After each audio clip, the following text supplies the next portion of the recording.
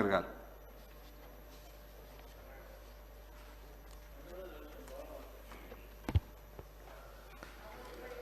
ధన్యవాదాలు అధ్యక్ష. విద్యలో, ఉద్యోగాల్లో, రాజకీయాల్లో బీసీ రిజర్వేషన్ల మీద చర్చ చేసే అవకాశం ఇచ్చినందుకు మీకు ప్రత్యేకంగా ధన్యవాదాలు అధ్యక్ష. అధ్యక్ష, సహజంగా న్యాయ సూత్రాలు ఏం చెప్తున్నాయంటే ఎవరి జనాభా ఎంత ఉన్నదో వారి వాటా అంతా ఉండాలని అంబేద్కర్ గారి ఆలోచన విధానం. కానీ పరిస్థితి ఏమైందంటే అధ్యక్ష, చర్చ మొదల్లోనే మేము ఇంత చేసినామని టీఆర్ఎస్ పార్టీ చెప్పే ప్రయత్నం చేస్తే మేము అంతకన్నా ఎక్కువ చేస్తున్నామని కాంగ్రెస్ పార్టీ చెప్పే ప్రయత్నం చేస్తున్నది. అంటే ఏమైంది, అందరూ శాకాహారులే, రొయ్యల ముళ్ళు ఎడవాయన్నట్టు ఈ తెలంగాణ రాష్ట్ర బీసీలకు అందరికీ గుర్తొచ్చేటటువంటి పరిస్థితి వచ్చింది అధ్యక్ష.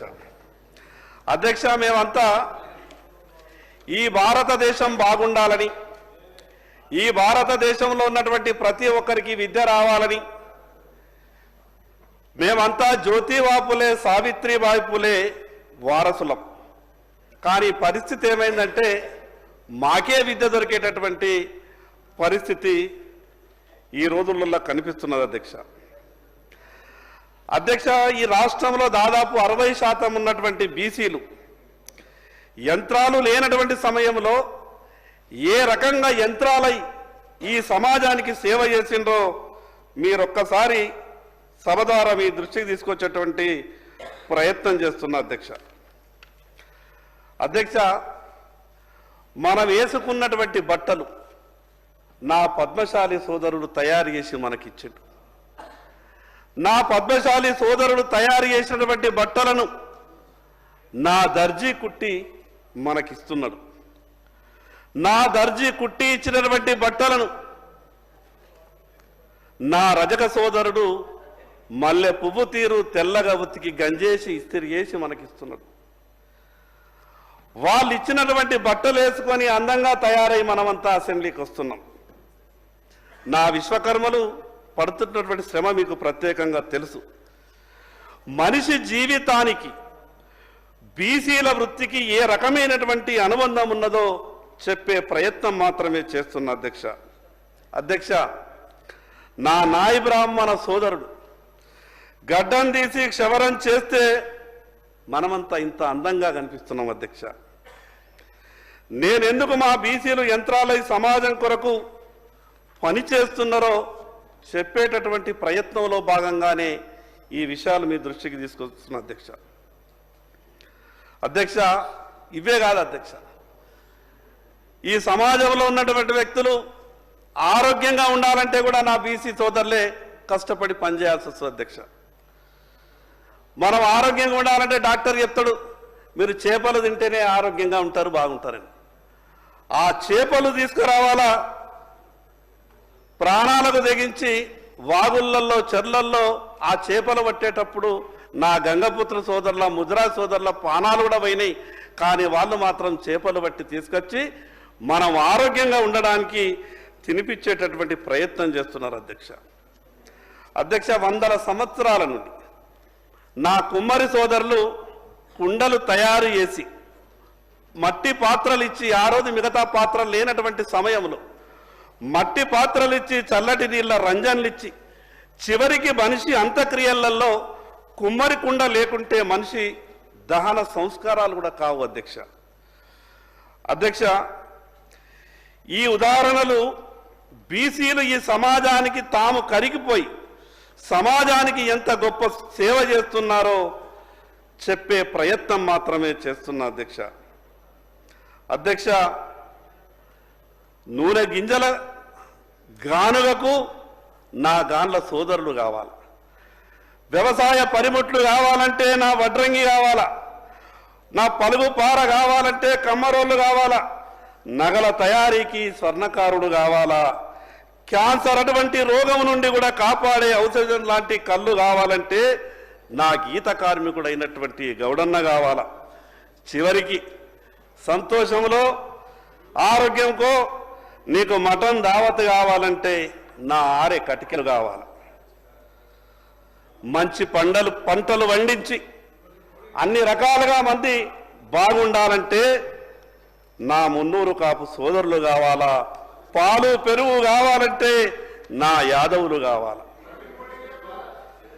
అధ్యక్ష, మనం కూర్చున్నటువంటి అసెంబ్లీని చెమటోర్చి కట్టిన నా ఉప్పరోళ్ళు అసెంబ్లీని కట్టడానికి రాళ్ళు కొట్టిండ్రు. నా ఒడ్డెర సోదరులు ఈ అసెంబ్లీకి రాళ్ళు మోసిండ్రు. మనం కూర్చున్నటువంటి కుర్చీలను నా వడ్ల సోదరులైనటువంటి కార్పెంటర్లు ఇంత అందంగా ఈ కుర్చీలను మన కొరకు ఇచ్చిండ్రు. మరి ఇన్ని సేవలు చేసినటువంటి ఈ బీసీల అధ్యక్ష ఈ అసెంబ్లీలో కనిపిస్తున్నారా? ఉదయం లేచి నుండి మనిషి రాత్రి నిద్రపోయే వరకు బీసీలు ఈ సమాజంలో ఎంత గొప్పగా సమాజానికి పనిచేస్తున్నారో అంత గొప్పగా పనిచేసినా మరి ఎక్కడికైతే వచ్చి వాళ్ళ అవకాశాల గురించి అడుక్కోవాలనో లేదా మాట్లాడాలనో ఆ అవకాశం మాత్రం ఈ బీసీ సమాజానికి వస్తలేదు అధ్యక్ష. నేను ఎవరినో ఎక్కువ విమర్శించాలని ఈ మాటలు చెప్తలేను అధ్యక్ష. తెలంగాణ రాష్ట్రం వచ్చిన తర్వాత ఈ రాష్ట్రంలో 10 ఏళ్లు పరిపాలించిన వాళ్ళు 7 లక్షల కోట్ల రూపాయలు అప్పు చేశారు. తర్వాత కాంగ్రెస్ ప్రభుత్వం వచ్చి 15 నెలలైంది, వీళ్ళు 1,50,000 కోట్ల అప్పు చేసిండ్రు అధ్యక్ష. వాళ్ళేమో 7 లక్షల కోట్లు అప్పు చేసినప్పుడు మేము, ఎందుకంటే మా వాటా మేము అడుగుతున్నప్పుడు మాకెంత బాకీ పడ్డదో ఈ విషయం కూడా మేము చెప్పాల్సి వస్తుంది. వాళ్ళు అప్పు చేసినప్పుడు 7 లక్షల కోట్ల అప్పు 10 సంవత్సరాలు పరిపాలించినటువంటి టీఆర్ఎస్ పార్టీ అప్పు చేస్తే 4,20,000 కోట్లు 10 సంవత్సరాలలో మా బీసీల నెత్తి మీద పెట్టిండ్రు. మరి ఈ రోజు కొత్తగా వచ్చినటువంటి 15 నెలల కింద వచ్చినటువంటి కాంగ్రెస్ ప్రభుత్వం 15 నెలలుగా చేసినటువంటి సరాసరి యావరేజ్ని చూస్తే వీళ్ళు 6 లక్షల కోట్లు చేస్తారు. ఎందుకంటే వీళ్ళు ఎక్కువ చేస్తలేరు అధ్యక్ష, నెలకు 10,000 కోట్లు చేస్తారు ఇప్పటి లెక్క ప్రకారం. ముందు పెరుగుతుందో లేదో తెలియదు కానీ అంటే వీళ్ళు 6 లక్షల కోట్లు. అంటే వీళ్ళు చేసేటటువంటి అప్పు ప్రకారం మాకెంత మా నెత్తి మీద బాకీ పడుతుందంటే 3,60,000 కోట్లు బీసీల మీద బాకీలు పడతాయి అధ్యక్ష. వాళ్ళేమో 7 లక్షల కోట్లు చేశా, వీళ్ళేమో 6 లక్షల కోట్లు చేశా, ఇద్దరిని కలిపితే 13 లక్షల కోట్ల అప్పాయా. కానీ మా పేరు మీద అప్పు ఏ రకంగానైతే మాకు ఇచ్చిండ్రో మరి కేటాయింపులు కూడా మాకు అట్లనే ఉండాలి కదా అధ్యక్ష. దాదాపు ఈ రాష్ట్రంలో 2 కోట్ల పై జనాభా ఉన్నటువంటి బీసీలు సంవత్సరానికి 5,000 మందికి కూడా ఉపాధి దొరకలేదు అధ్యక్ష. ఒక పక్కకేమో 13 లక్షల కోట్ల రూపాయల అప్పు. ఈ 11 సంవత్సరాలు తెలంగాణ రాష్ట్రం వచ్చిన తర్వాత భవిష్యత్ ఇంకొక 3-4 ఏళ్ల తర్వాత అన్ని కలుపుకుంటే 11 లక్షల కోట్ల పోరి ఈ 8.5 లక్షల కోట్ల అప్పు గురించే చర్చ చేసుకుందాం.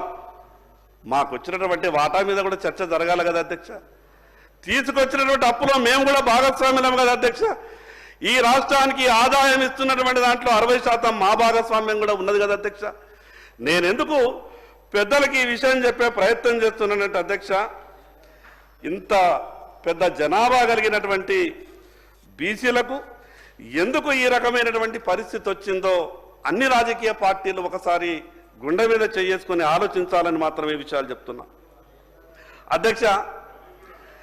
ఈరోజు స్థానిక సంస్థల ఎన్నికల్లో 42% రిజర్వేషన్లు ఇస్తున్నాం, మీకు ఏం కావాలా? వార్డు మెంబర్లు తొందరగా రెడీ గారు, మీరు వార్డు మెంబర్లు కావాలా, మీరు సర్పంచ్లు కావాలా, మీరు ఎంపీటీసీలు కావాలా, మీరు జడ్పీటీసీలు కావాలా? మేము ఏమనుకుంటున్నాం అధ్యక్ష అంటే మేము గివ్వే కావాలి. సర్పంచ్లు కావాలా, మీరు తొందరగా వార్డు మెంబర్లు కావాలా, మీరు ఎక్కడ దొరంటారు అధ్యక్ష. ఈ సమాజంలో ఉన్నటువంటి 60% ఉన్నటువంటి బీసీలు వార్డు మెంబర్లకు, సర్పంచ్లకు, ఎంపీటీసీలకు, జడ్పీటీసీలు అయితే సరిపోవు అధ్యక్ష. ఈ సభలో కూడా కావాలా అధ్యక్ష. మీకు ఒక ఉదాహరణ చెప్తా అధ్యక్ష, అన్న నేను ఏమి అన్నా నేను మిమ్మల్ని ఒక మాట అంటలేను. అన్నా మిమ్మల్ని ఒక మాట అంటలేను, నేనేమి అన్నా, నేనేం అన్నా అన్నా మిమ్మల్ని. మీరు వేసే మీరు వేసే అధ్యక్ష, భారతదేశంలో పాలించినటువంటి ప్రధానమంత్రులు ఇన్ని సంవత్సరాల్లో 50 లక్షల కోట్ల అప్పు చేస్తే 10 సంవత్సరాల్లో మోడీ గారు 130 లక్షల అప్పు వచ్చిండు అధ్యక్ష. మరి దీనికి మా శంకరన్న గారు ఏ సమాధానం చెప్తారు? మీరు బీసీల గురించి మాట్లాడమంటే మోడీ గురించి మాట్లాడుతున్నారు. 70 ఏళ్ళు పాలించిన వాళ్ళు 50 లక్షల కోట్ల అప్పు చేస్తే 10 ఏళ్లలో 130 లక్షల కోట్ల అప్పు చేస్తే భారతదేశానికి ఎక్కడ తాకట్టు పెట్టాలని చూస్తున్న మోడీ గారు. ఇలా మోడీ గారు బీసీ అని చెప్పుకుంటాడు. మా రాహుల్ గాంధీ గారు ఇలా భారత్ జోడో యాత్ర ద్వారా కులగణన చేస్తే భారతదేశంలో ప్రతి వ్యక్తి ప్రతి కుటుంబం ఎక్స్ట్రా ఉంటుందని చెప్పి ఇలా భారతదేశంలో కనుక రాహుల్ గాంధీ గారు ప్రధాని అయితే ప్రతి రాష్ట్రంలో కులగణన జరిగేది అధ్యక్ష. మరి అలా రాహుల్ గాంధీ గారి ఆలోచనలు మా గౌరవ ముఖ్యమంత్రి రేవంత్ రెడ్డి గారు ఒక బీసీ బిడ్డ వైపు ఉండి బీసీల కోసం కులగణన చేసి ఇలా బీసీ బిల్లు పెడితే మీరు బీసీలకు మద్దతు ఇచ్చేది పోయి మోడీ గారి గురించి ఎట్లా చెప్తారు అధ్యక్ష? మీరు బీసీగా మాకు మద్దతు ఇవ్వరు అధ్యక్ష. గత 10 ఏళ్లలో బీసీలను అణగదొక్కిరు. మీ గుజరాత్ మోడల్ అంటారు, ఇలా తెలంగాణను భారతదేశంలో మోడల్ తీసుకుంటారు అధ్యక్ష. మా రాహుల్ గాంధీ గారి ఆలోచన మా గౌరవ ముఖ్యమంత్రి రేవంత్ రెడ్డి గారు ఇంప్లిమెంట్ చేసి ఇవాళ మా బీసీ మంత్రి పొన్నం ప్రభాకర్ గారు ప్రవేశపెట్టినటువంటి ఇవాళ బీసీ డిక్లరేషన్ మీద మీరు క్లారిటీ ఇచ్చి మీరు సహకరించాల్సిందిగా కోరుతున్నాం అధ్యక్ష. అధ్యక్ష, నేను మిమ్మల్ని విమర్శిస్తలేను అధ్యక్ష. ఈ రాష్ట్రంలో లేదు ఈ బిల్లు మీద ఈ రాష్ట్రంలో మా బీసీల పరిస్థితి 2 రాజకీయ పార్టీలు ఆడుతున్నటువంటి నాటకం గురించే చెప్తున్నా. నేను బాగా చెప్తున్నా అధ్యక్ష. రాజకీయాల్లో కాదు అధ్యక్ష. పెద్దలు గంగుల కమలాకర్ గారు కొన్ని టెక్నికల్ విషయాలు మాట్లాడారు. అంటే మిగతా రాజకీయ భేషజాలకు పోకుండా ఉమ్మడి ఆంధ్రప్రదేశ్ రాష్ట్రం ఉన్నప్పుడు ముస్లింలకు 4% రిజర్వేషన్ కేవలం విద్య కొరకే ఇస్తున్నామని ఆ రోజు అన్నప్పుడు మిగతా వాళ్ళంతా కూడా కోర్టుకెళ్ళి లేదు ఒకసారి రిజర్వేషన్ ఇచ్చిన తర్వాత మేము అన్నిట్లో వస్తాం, విద్య కొరకు అంటే కుదరది అని అంటే ముస్లింలు రాజకీయ పరంగా అన్ని రకాలైనటువంటి దాంట్లో ఎంటర్ అయిన తర్వాత హైకోర్టు కొట్టేసినాక ఆ కేసు ఇప్పుడు సుప్రీంకోర్టులో పెండింగ్ ఉన్నది. సుప్రీంకోర్టులో ఆ కేసు పెండింగ్ ఉన్నప్పుడు మరి ఇటువంటి చర్యలు మనం తీసుకుంటున్నప్పుడు టెక్నికల్గా ఉన్నటువంటి ఇబ్బందుల గురించి కూడా ప్రభుత్వం సరి అయినటువంటి దృష్టి పెట్టాలని నేను విజ్ఞప్తి చేస్తూ ఉంటున్నా. ఎందుకంటే మతపరమైనటువంటి రిజర్వేషన్లు చెల్లవు అని హైకోర్టు కేసు క్లియర్గా కొట్టేసింది. సుప్రీంకోర్టులో స్టే మాత్రమే ఉన్నది కాబట్టి ఎందుకంటే ఈ 42లో వాళ్లకు 10 పోయిన తర్వాత ఉన్నటువంటి 32లో 27 ఉండే మిగిలిన 5 వస్తాయో లేదో ఈ విషయాల మీద నేను ఎందుకు చెప్తున్నానంటే మీరు టెక్నికల్గా కూడా అన్ని విషయాల మీద దృష్టి పెట్టి ముందుకు పోవాలని మాత్రమే చెప్తున్నా అధ్యక్ష. రాజకీయాల్లో మాత్రమే కాదు అధ్యక్ష మా బాధలు. ఈ రాష్ట్రంలో దాదాపు 65% బీసీ న్యాయవాదులు ఉన్నారు అధ్యక్ష. మా వాళ్ళు అడ్వకేట్ జనరల్గా గారు అధ్యక్ష. ఇంత గొప్ప న్యాయవాదులు ఉన్నారంటే అపారమైనటువంటి అనుభవం ఉన్నటువంటి న్యాయవాదులు ఉంటారు. ఎవరికి అడ్వకేట్ జనరల్గా అవకాశాలు రావు. హైకోర్టులో ఒకసారి అవకాశం వచ్చింది. హైకోర్టుగా జీపీలు రారు, హైకోర్టులో పీపీలు రారు. ఏ పీపీలు రారు, జిల్లా కోర్టులో జీపీలు ఉండరు, జిల్లా కోర్టులలో పీపీలు ఉండరు. నేను మీ ద్వారా గౌరవ ముఖ్యమంత్రి గారికి ఒక విజ్ఞప్తి ఏం చెప్తున్నానంటే ఇదైతే పోవాలా, షెడ్యూల్ 9లో రావాలా, ఇది కొంత తర్వాత దీని సంగతి ఏందనేది మళ్ళీ చూద్దాం. కానీ మీ పరిధిలో ఉన్నటువంటి ఈ విషయాలు ఏవైతే ఉన్నాయో మీరు వెంటనే ఆదేశాలు ఇచ్చి అమలు చేయండి. హైకోర్టులో ప్రభుత్వం నింపేటటువంటి ప్రతి విషయంలో అది హైకోర్టులో జీపీలు కావచ్చు, పీపీలు కావచ్చు, చివరి అడ్వకేట్ జనరల్ కావచ్చు, ఏ జిల్లా కోర్టులలో కావచ్చు, ప్రతి విషయంలో ఈ రేసు ఉండే విధంగా గౌరవ ముఖ్యమంత్రి గారు ఆదేశాలు ఇవ్వాల్సిందిగా, ఆదేశాలు ఇచ్చి మీ చిత్తశుద్ధిని నిరూపించుకుంటేనే దీంట్లో మీకు చిత్తశుద్ధి ఉన్నదని బీసీలు గుర్తించగలుగుతారనే విషయాన్ని మీ ద్వారా ప్రభుత్వానికి చెప్పదలుచుకున్న అధ్యక్ష. చివరికి అధ్యక్ష చివరికి అధ్యక్ష చివరికి అధ్యక్ష నేను ఈ మాట మాట్లాడచ్చో లేదో తెలియదు, కానీ నేను ఒక విషయం చెప్తున్నా. నేను ఈ మాట మాట్లాడచ్చో తెలియదు, కానీ నేను ఒక విషయం చెప్తా ఉన్నా. చివరికి ఈ రాష్ట్రం నుండి అడ్వకేట్లని ఏదైతే హైకోర్టు జడ్జీలుగా కొలీజియంకు సిఫారసు చేసే దాంట్లో కూడా బీసీలకు అన్యాయం జరుగుతున్నది. దాని మీద దృష్టి పెట్టాల్సిన అవసరం ఉంటుంది. ఏ సంస్థలైతే, ఏ కుర్చీలైతే నలుగురికి న్యాయం చేసేటటువంటి అవకాశం ఉంటుందో ఆ కుర్చీలు బీసీలకు దూరంగా ఉంటున్నాయి. ఆ కుర్చీలు బీసీలకు దగ్గరయ్యేటటువంటి ప్రయత్నం మీరు చేసినప్పుడే బీసీలు మిమ్మల్ని నమ్మగలుగుతారన్న విషయాన్ని మీకు చెప్పేటటువంటి ప్రయత్నం చేస్తున్నా. అధ్యక్ష రేవంత్ రెడ్డి గారు ముఖ్యమంత్రి అయ్యా అంటే బీసీ కామారెడ్డి ఎజెండా నేను అనుకున్నా.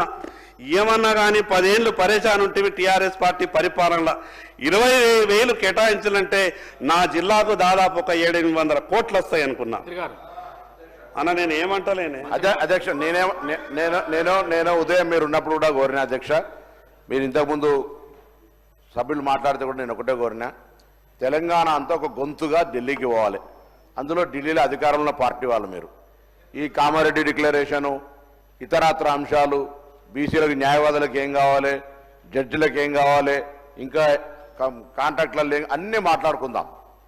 తప్పకుండా మీరు గౌరవ చర్చ పెట్టండి. దానికి సంబంధించి మనం బీసీలకు సంబంధించి ఒక ఈ చట్టానికి సంబంధించినటువంటి ఒక రిజల్యూషన్స్, చట్టము సంబంధించినటువంటి ఏకగ్రీవమై ఢిల్లీకి వెళ్ళిపోతే మీరే దానికి సంబంధించిన రేపు పొద్దున సంధానకర్తలు. ఇప్పుడే బీఆర్ఎస్ చెప్పింది, మేము బేషరతుగా గౌరవ ముఖ్యమంత్రి గారు డెలిగేషన్ మేము ఢిల్లీకి వస్తాం, దీక్ష చేస్తామంటారు. అటువంటి పరిస్థితి రాకుండా మీరు సమన్వయం చేసి ఢిల్లీలో బీజేపీ నాయకత్వాన్ని ఒప్పించి ఎట్లయితే 50% క్యాబ్ దాటి ఈడబ్ల్యూఎస్కు మీరు ఎట్లయితే రాజ్యాంగ సవరణ చేసిండ్రో అట్లా చేయడానికి మీరు మీ నాయకత్వాన్ని ఒప్పించే దిశగా తీసుకోపోరు. కానీ ఏమైంది, కామారెడ్డి డిక్లరేషన్ ఏమైంది, ఇదేమైంది, ఎందుకు సార్ లెక్కలు మనం ఇది పెట్టేటప్పుడు కూడా చర్చ చేసుకున్నాం. ఇవన్నీ దయచేసి నేను గౌరవ సభ్యునికి మళ్ళొకసారి వారు ఇంకా మళ్ళా మాట్లాడిన వాళ్ళంతా బలిగిన వర్గాల సభ్యులే. మనం ఊకే దీనికి అంశం కొట్లాడుకునేది కాక రేపు ఇప్పుడున్న శాసనసభ్యుల సంఖ్య పెరగాలంటే కేంద్రమే చేయాలి కదా. మళ్ళీ స్థానిక సంస్థలు రావడానికి సంబంధించి మీరు అన్నారు వార్డు మెంబర్ల కోసం. అరే షురువాద్ ఎక్కడ ఒక కథం పడితే కదా 100 కథాలు జరిగేది. అందుకే నేను మరొకసారి గౌరవ సభ్యుని మీ ద్వారా విజ్ఞప్తి చేస్తున్న అధ్యక్ష, ఈ దీనికి పరిమితమై ఒక గొంతుగా కేంద్రం ఓహో వీళ్ళంతా శాసనసభలో తమిళనాడు లాగా వీళ్ళు కూడా తెలంగాణ జై తెలంగాణ ఐక్యమైండు అనేటువంటి నినాదం వచ్చే విధంగా స్ఫూర్తినిచ్చి స్పిరిట్ ఆఫ్ ఈ యొక్క సాధన కొరకు సంబంధించి రావాలని మరొకసారి గౌరవ సభ్యుని ఇతర వక్తలందరూ కూడా మీ ద్వారా విజ్ఞప్తి చేస్తున్నాను అధ్యక్ష. కన్క్లూడ్ చేయండి శంకర్ గారు. సార్ మా పార్టీ నేను ఒక్కడే ఉన్నా, ఇద్దరికి అన్నారు, నేను ఒక్కడే మాట్లాడుతున్నా. ఇప్పుడే మొదలైంది అధ్యక్ష నేనేమంటున్నానంటే మా బాధ చెప్పేటటువంటి ప్రయత్నం చేస్తున్నా. మేము ఏ రకంగా వెనుకబాటుతనం ఉన్నది, ప్రభుత్వం ఏ రకంగా సాయం చేయాలనే విషయాన్ని చెప్పే ప్రయత్నం చేస్తున్నాం. అధ్యక్ష రాజకీయ పార్టీల విధానం ఒక్కసారి ఉదాహరణ చెప్తా. అధ్యక్ష ఈ రాష్ట్రంలో ఒక ఇల్లు ఉన్నది. ఆ ఇంట్లో 22 ఓట్లున్నాయి, కానీ 5 పదవులు ఉన్నాయి. 22 ఓట్లున్నాయి ఆ ఇంట్లో, కానీ 5 పదవులు ఉన్నాయి. 3 ఎమ్మెల్యేలు, 1 ఎమ్మెల్సీ, 1 ఎంపీ. అధ్యక్ష ఇంకోటి నల్గొండ జిల్లాలో ఒక ఇల్లున్నది. ఆ ఇంట్లో 11 ఓట్లున్నాయి, 2 ఎమ్మెల్యేలు ఉంటారు. ఆ నల్గొండ జిల్లాలో ఇంకో ఇల్లున్నది, 13 ఓట్లున్నాయి. ఆ ఇంట్లోనే 1 ఎమ్మెల్యే, 1 ఎంపీ ఉంటాడు. కానీ 2 కోట్ల పైబడి జనాభా తెలంగాణలో ఉంటే ఈ సభలో 19 మంది ఎమ్మెల్యేలు మాత్రమే ఉన్నారంటే అన్ని రాజకీయ పార్టీలు ఒకసారి ఆలోచించవలసిందిగా నేను సవినయంగా విజ్ఞప్తి చేస్తున్నా అధ్యక్ష నేను ఎందుకు ఈ మాట మీకు చెప్పే ప్రయత్నం చేస్తున్నానంటే మాకేమన్నా ఎవరన్నా వచ్చి చేస్తామన్నప్పుడు కొంత ఆశ అనిపిస్తుంది అధ్యక్ష. ఎంబీసీ కార్పొరేషన్ నేను ఎందుకు చెప్తున్నానంటే గతంలో ఎంబీసీ కార్పొరేషన్ అనేది ఏర్పాటు చేసిండ్రు. ఎంబీసీ కార్పొరేషన్ అనేది ఏర్పాటు చేసి 6,23,000 కోట్ల రూపాయలు ఖర్చు చేసి కేటాయింపులు చేస్తే 319 కోట్లు 2014 నుంచి 2024 వరకు 10 నుంచి 11 అంటే 10 సంవత్సరాలు ఇంత జనాభా ఉన్నటువంటి బీసీలకు కేవలం 10 సంవత్సరాలలో 6,000 కోట్ల రూపాయలు కేటాయించి 300 కోట్ల రూపాయలు మాత్రమే ఖర్చు చేస్తే మేము ఎట్లా అభివృద్ధి చెందుతాం? ఈ విషయాన్ని సభ ఆలోచించాలని మాత్రమే చెప్పే ప్రయత్నం చేస్తున్నా అధ్యక్ష. అధ్యక్ష, ఒక్క విషయం కాదు అధ్యక్ష, ఒక్క విషయం కాదు మాకు బీసీల ఆత్మ గౌరవ భవనాలు వచ్చినాయి. ఎంత నిర్లక్ష్యం అంటే ఇది అసలు అంతే లేదు. మాకు ఎట్లా వచ్చినాయో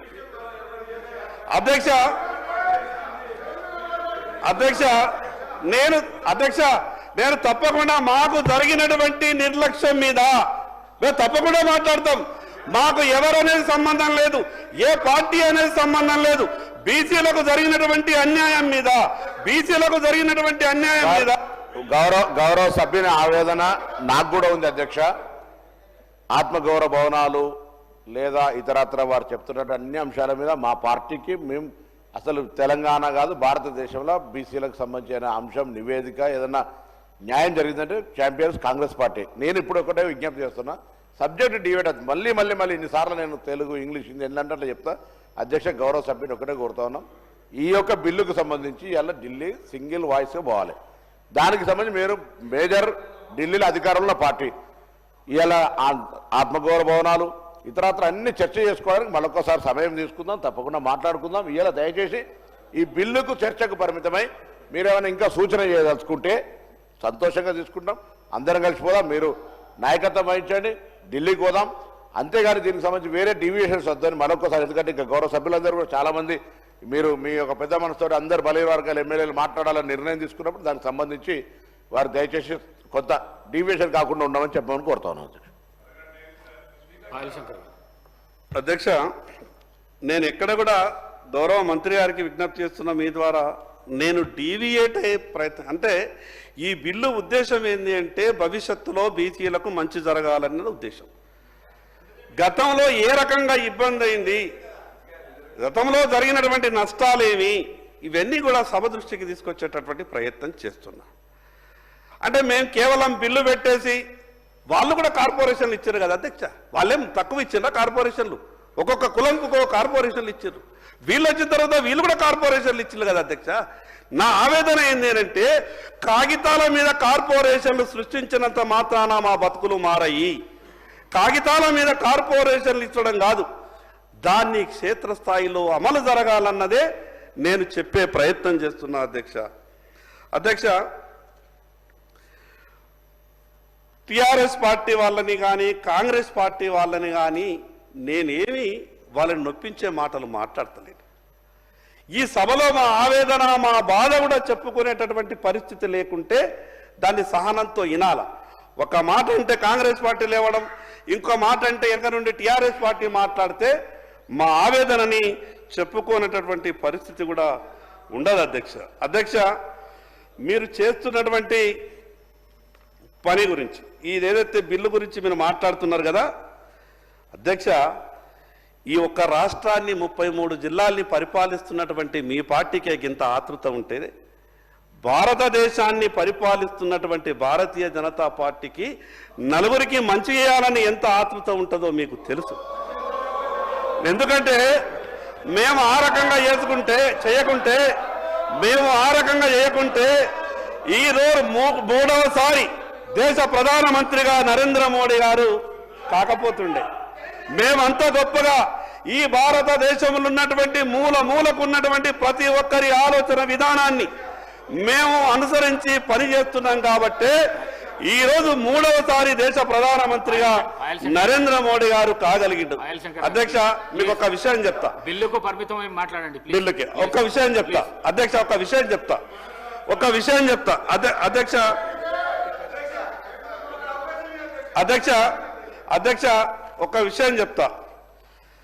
ప్రతిసారి ఏం మాట్లాడతారంటే అన్ని రాజకీయ పార్టీలు అధికారంకి వచ్చంటే మేము ఇచ్చేవాళ్ళం, సుప్రీంకోర్టు 50% దాటకన్నది కాబట్టి అదే పెద్ద మాకు సమస్య అయిందంటారు. ఏం చెప్పింది అధ్యక్ష సుప్రీంకోర్టు ఏం చెప్పింది? ప్రతి మాట కానంటే 50% దాటద్దు అన్నది. లేకుంటే మేము 70, 60, 80 అసలు ఎంత ఇచ్చేటోళ్ళమంటే సుప్రీంకోర్టు చెప్పింది, మాకు అదే ఇబ్బంది వస్తున్నది. సుప్రీంకోర్టు ఏం చెప్పింది తెలుసా అధ్యక్ష? సుప్రీంకోర్టు చెప్పినటువంటి మాట ఏంది అని అంటే, ఆ రోజు జరిగినటువంటి మొదటి కేసు జరిగినటువంటి మాటల్లో సుప్రీంకోర్టు ఏం చెప్పిందంటే, ఇందిరాసాయి వర్సెస్ గవర్నమెంట్ ఆఫ్ ఇండియాకు మధ్య జరిగినటువంటి 92లో సహేతుకంగా ఉంటే ఎవరి జనాభా ఎంత ఉంటే మీరు చేసుకోవచ్చు, కానీ అడ్డగోలుగా 50% దాటి ఇచ్చేటటువంటి పరిస్థితి ఉండకూడదు అన్నారు.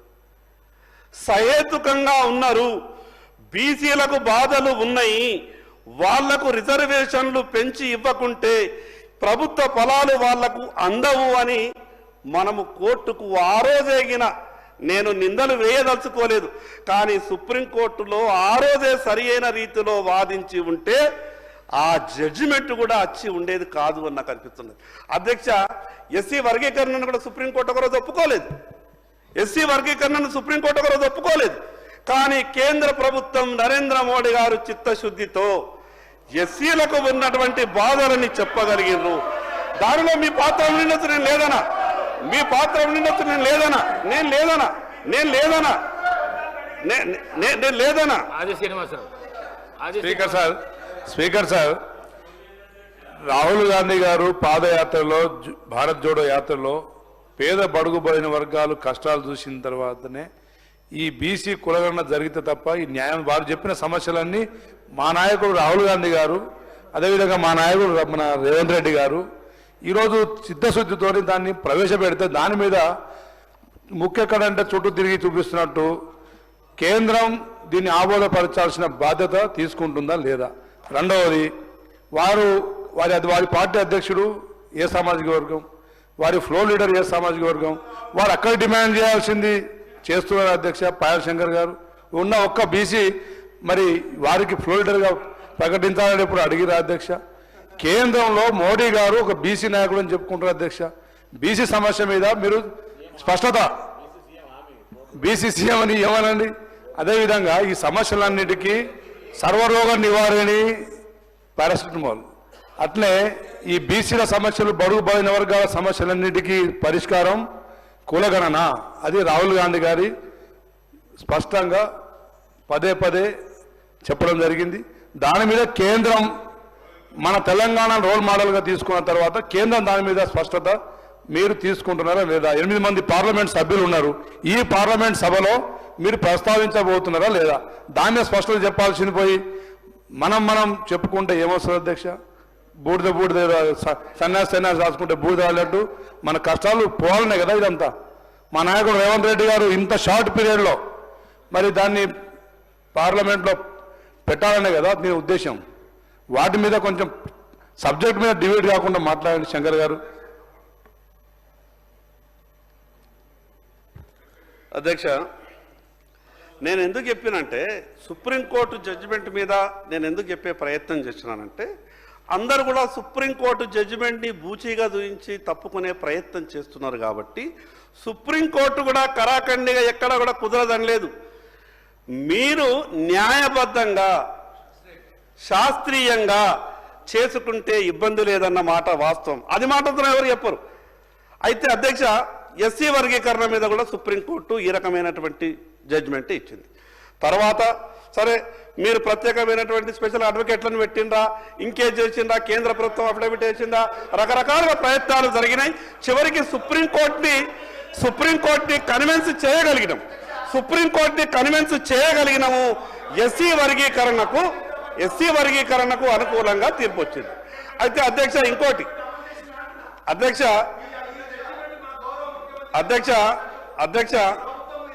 అన్నా, నీకు దండం పెడితే ఆగే, నేను మాట్లాడగా నువ్వు మాట్లాడన్నా. అధ్యక్ష, కన్క్లూడ్ చేయండి. అధ్యక్ష, నేనేమన్నంటే మా పొన్నం ప్రభాకర్ అని ఏమంటాడంటే, వేరే ఏమీ మాట్లాడకుండ్రి, మీరు దీని మీద మాట్లాడేసి వెళ్ళిపోండ్రి అని అన్న మాట్లాడే ప్రయత్నం చేస్తాడు. నేను ఎందుకు ఇవన్నీ చెప్తున్నానంటే అధ్యక్ష, మాకు జరిగినటువంటి బాధలు మీకు తెలవాలి కదా, మీకు తెలుస్తేనే కదా ఈ రాష్ట్రంలో ఉన్నటువంటి నా బీసీలు కూడా ఒకసారి ఈ జరుగుతున్నటువంటి బాధలన్నీ కూడా చూడాలి కదా.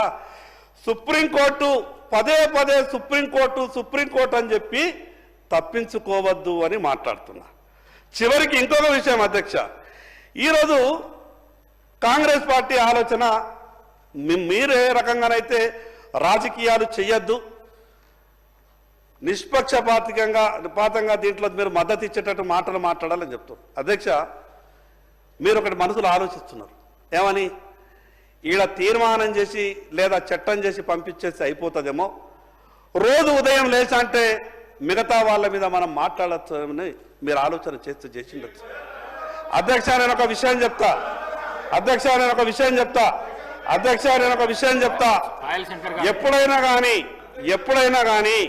ఎప్పుడైనా కానీ ఒక మంచి పని చేసేటప్పుడు కొంత పాజిటివ్గా ఆలోచించి ముందుకు రండి.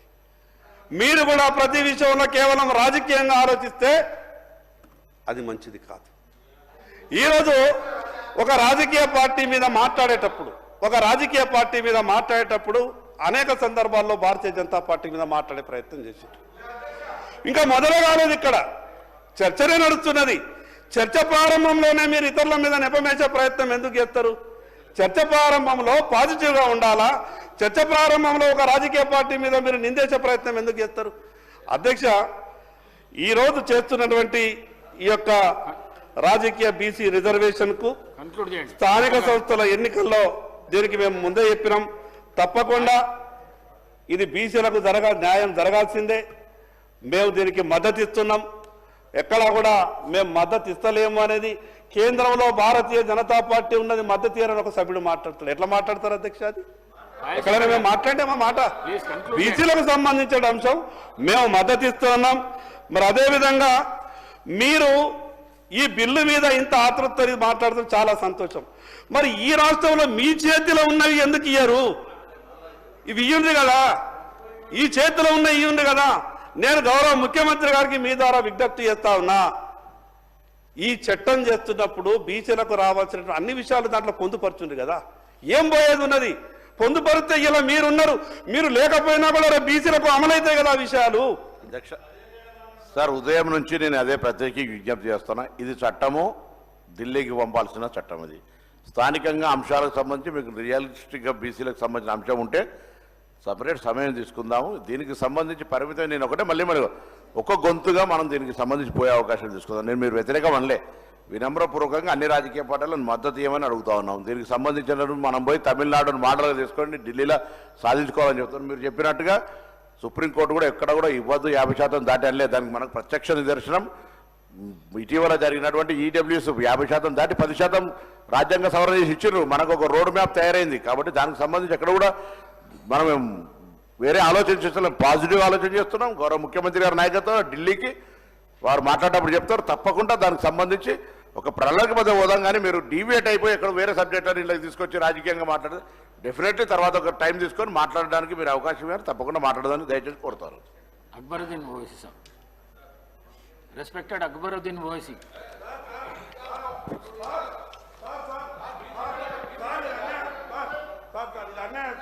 Honorable Speaker.